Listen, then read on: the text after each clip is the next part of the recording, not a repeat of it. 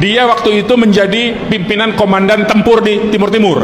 Begitu dia ke Australia, padahal dia sudah pensiun jadi tentara tuh. Begitu dia ke Australia, polisi Australia mengeluarkan surat penangkapan, dia tidak berani keluar dari airport, langsung balik lagi ke Indonesia. Kan efektif juga sebetulnya, walaupun dia tidak sempat ditangkap. Nah, jadi kita mau melakukan hal yang sama dalam konteks KM50 ini. Nah, orang-orangnya siapa? Nanti kalau gugatannya sudah kita daftarkan di luar negeri itu baru kita umumkan siapa orang yang ketika dia di negara itu dia akan ditangkap. Jadi nanti itu kita akan sebarkan. Jadi itu mungkin yang bisa saya berikan informasinya, supaya dengan maksud supaya apa? Supaya kita semua terus menuntut KM50 ini, bahwa KM50 ini belum selesai dengan dibebaskannya, dilepaskannya, bukan dibebaskannya, diputus onslah namanya itu. Jadi di pengadilan itu ada putusan bersifat prispa, ada yang putusan bersifat onslah.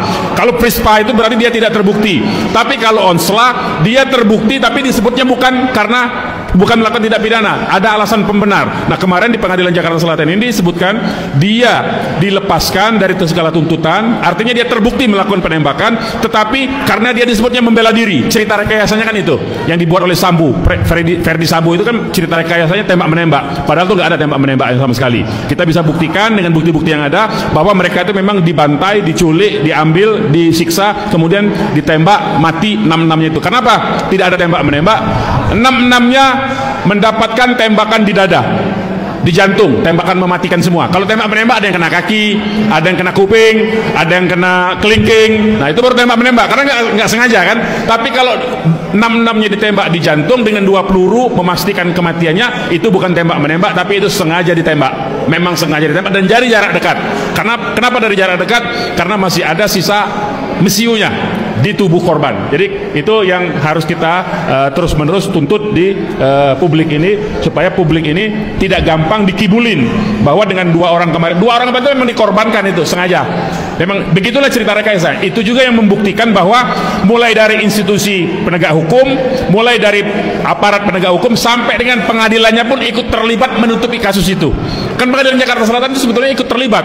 Terlibatnya kenapa? Seolah-olah memang betul-betul ada kejadian tembak menembak dan membebaskan orang itu kan sebetulnya bagian dari rekayasa. Itulah yang disebut dengan rencana yang sistematis dalam kategori unsur pelanggaran HAM berat itu. Jadi itu yang membuktikan bahwa itu pelanggaran HAM. Demikian. Pada tanggal 20 Oktober 2024, kalau tidak salah sudah terjadi perpindahan kekuasaan. Ya.